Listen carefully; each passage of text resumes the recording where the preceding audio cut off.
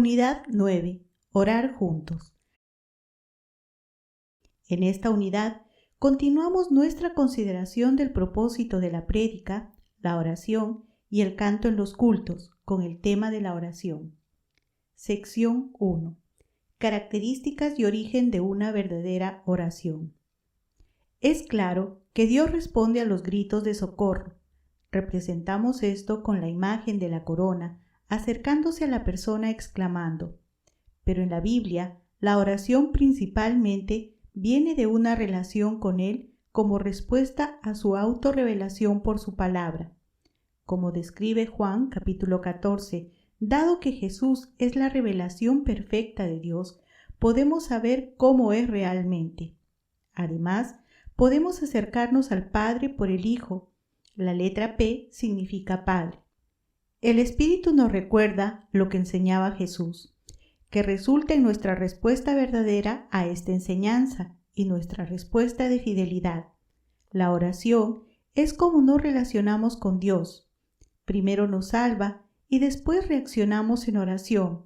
Dios el Padre tiene un propósito para la creación. Por medio de la oración nos conectamos con este propósito, porque la oración es pensar en las cosas de Dios y Dios usa nuestra oración para lograr sus propósitos en el mundo. La oración es la expresión de la fe. No una fe genérica, sino la fe en la obra redentora de Jesús. Entonces la oración es una respuesta a la salvación. Dios se revela por su fidelidad a sus promesas cumplidas en Cristo.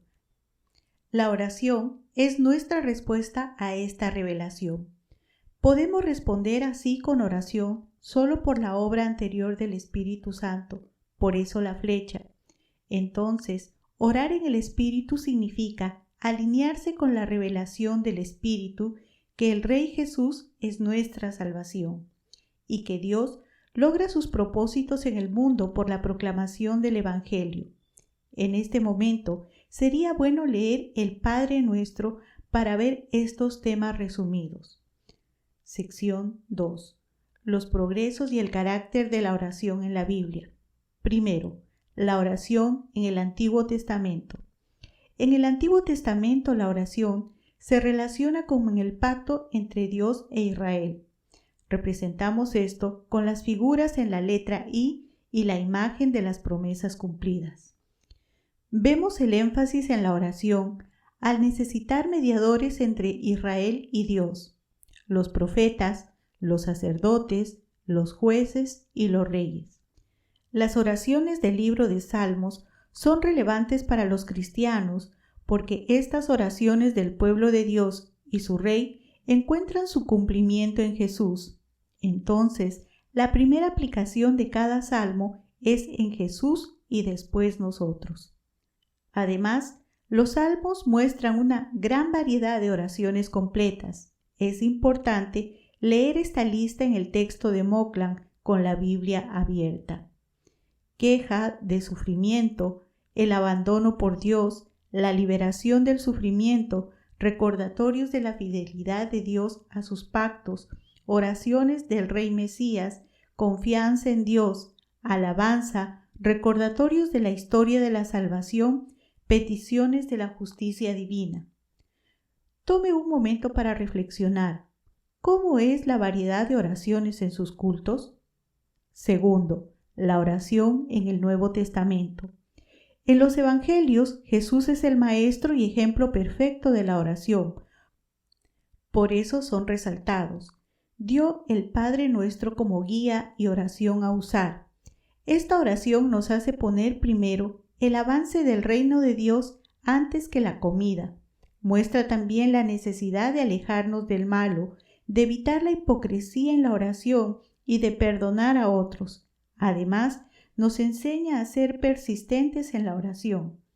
En el libro de Hechos vemos cómo los discípulos oraban juntos en comunidad, llamando a Jesús Señor, en sus oraciones como reconocimiento de quién es. También la llegada del Espíritu sobre los discípulos anima la oración al ser la manera de experimentar su presencia.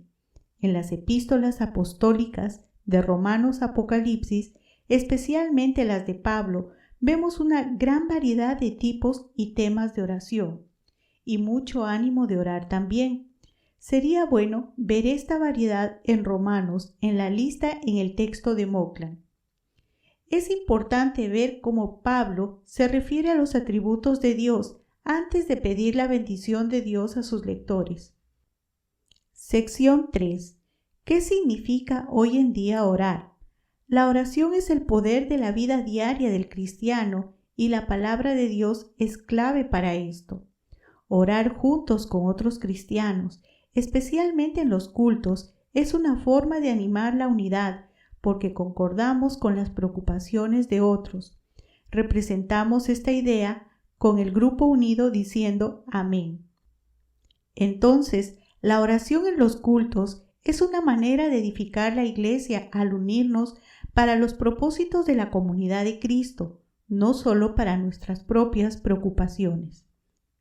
Por esta razón, es importante usar la Biblia y sus oraciones como guía en la variedad de formas y temas para nuestras oraciones en cultos, tomando en cuenta los contextos y su relación con la obra redentora de Jesús. Una buena liturgia formal va a tener esta variedad de oraciones ya preparadas para aumentar las oraciones espontáneas del culto. En la liturgia reformada del libro de oración hay 3 formatos de oración: colectas, oraciones con respuestas, confesión y acción de gracias.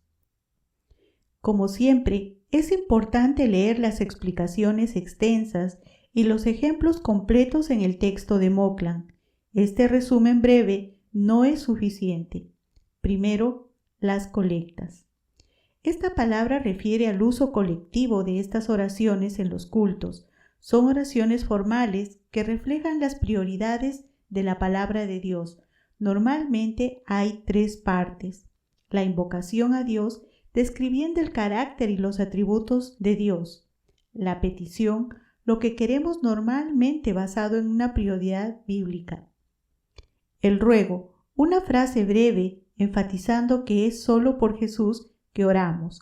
Segundo, oraciones con respuestas. Después de las oraciones por el líder o el pastor, sería bueno tener también una oración breve y bíblica que la congregación ora como respuesta. Es un patrón visto en algunos salmos. Tercero, confesión y acción de gracias. Cuando confesamos el pecado como iglesia durante el culto o agradecemos a Dios, es muy útil tener una introducción, y es mejor si usamos palabras de la Biblia para luego tener un tiempo de reflexión. El texto de Moclan describe algunas posibilidades. En la Biblia, las peticiones, la alabanza y la acción de gracias normalmente están conectadas, así como recordar el carácter y los actos de Dios. Esto es un patrón bíblico de oración que sería útil replicar en los cultos. Cuando Dios responde a nuestras oraciones, es importante compartirlas en los cultos, porque fortalecen la comunidad de Cristo por medio de la acción de gracias y la adoración. Una pregunta para reflexionar: ¿está su iglesia enseñando a la congregación cómo orar juntos en el culto?